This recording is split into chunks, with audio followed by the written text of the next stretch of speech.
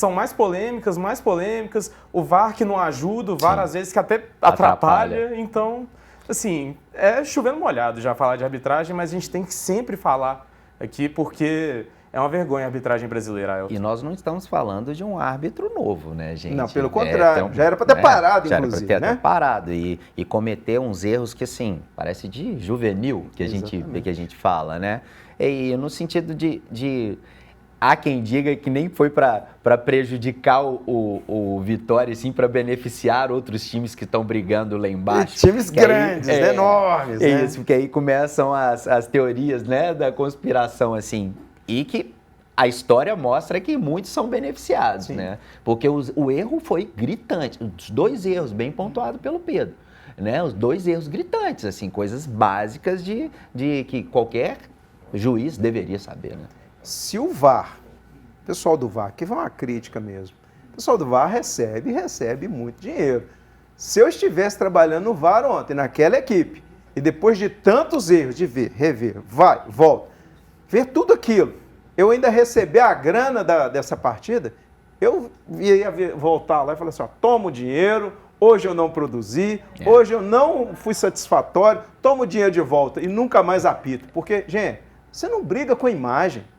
Né? Nós que somos da mídia aqui, não tem jeito de brigar com a imagem, gente. Beneficiou o Cruzeiro? Beleza. Mas será que foi o Cruzeiro mesmo? É o que o Fred disse. Inclusive, o presidente do Vitória bateu muito nessa tecla. Elogiando o Cruzeiro. Exatamente. Ele elogiou o Cruzeiro. Falou que o Cruzeiro teve chance de empatar. Né? E bobagem do Neres. A gente até brincou aqui ontem, né? Falando assim, o Neres a gente já conhece. É a vez que o Neres mais ajudou o Cruzeiro, será?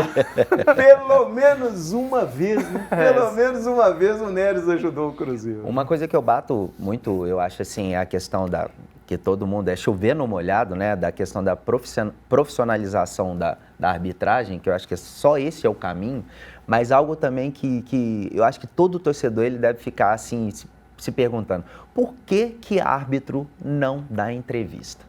Porque eu acho que uma situação dessa, ele teria que explicar. Porque você acabou de dizer, de uma forma brilhante, não se briga com a imagem. Tem jeito. Você virar para um árbitro desse, vocês têm quantas câmeras? Eu já tive a oportunidade de entrar na sala de VAR, trabalhando. É incrível, você tem telas todos e mais telas, lances, você tem todos os ângulos. Não adianta eles virarem e falar assim, estava encoberto. A própria imagem da transmissão mostra, assim, é nítido, que bate na mão e depois tem um lance interpretativo, que é a questão, né, eu digo do gol, né, do gol, que há quem diga que foi só um contato normal, disputa de espaço, mas que muitos falam que o Dineno, né, ele empurrou o não zagueiro. Não foi tão assintoso, não, né? foi. Não foi. Mas a mão já dá por si só, né? Exatamente. Aqui, a tentativa que se deu, né, através do CNM, dessa questão de tentar explicar alguma coisa, ele brigou com a imagem, que é nas lives que ele fazia. Brigou, exato. Que foi um fracasso, um Exato. fiasco, na minha opinião. Eu acho que eles falaram assim, é tanta besteira acumulada aqui que vamos deixar esse trem de live para lá. Não tem como explicar, né? Pois é, e o Seabra, ele comentou um pouquinho sobre cada tempo. Fala com a gente então, professor, daqui a pouquinho nós vamos falar sobre isso. Ao jogo, 2 tempos distintos. O primeiro tempo nos desagradou profundamente, porque é inadmissível o nosso desempenho no primeiro tempo, em função não das dificuldades que encontrou e que o Vitória colocou, porque é uma equipe bem treinada, que tinha claro aí a sua proposta, a forma de pressionar, não nos surpreendeu, nós estávamos preparados exatamente para essa estrutura e esses movimentos defensivos, mas acabamos não conseguindo quebrar a pressão e envolvê-los, e fomos trazendo o adversário para dentro do nosso gol, e com um nível de competitividade menor do que o adversário, nas disputas, nos duelos. Então, nós não podemos nos permitir perder competitividade. Aí tem o segundo tempo, e diante de uma situação adversa de placar, adversa emocionalmente, a equipe conseguiu se posicionar bem desde o início, usar a vantagem de um homem a mais e gerar diversas oportunidades de gol. Entendo que o Lucas Arcanjo também foi feliz em alguns momentos. O resultado não é bom, queríamos sair com a vitória, mas foi o resultado que na circunstância do jogo, pelo menos evitou que nós perdêssemos o jogo e saímos com ponto daqui. Não estamos satisfeitos com isso também de uma forma geral, mas conseguimos minimizar danos diante da circunstância do jogo.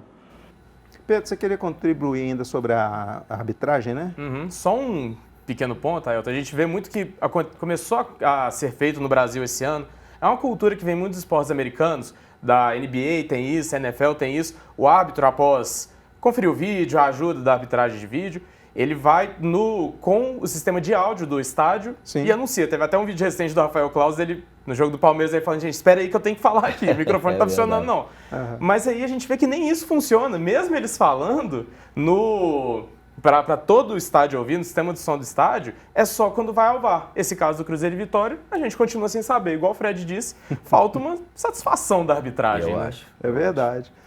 Na coletiva ali, né, na sonora do Fernando Seabra, eu fiquei preocupado com uma coisa, porque é o seguinte, quando você disputa com um time de menor qualidade técnica, que é o caso do Vitória, mas aí nós perdemos a questão da competição, né? O clube competiu mais que o outro.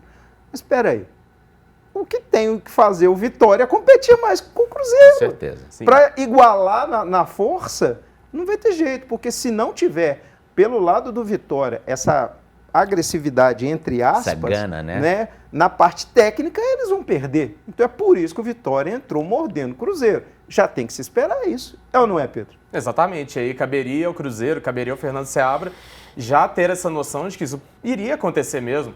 É igual você falou, a técnica, comparar jogador com jogador de cada clube.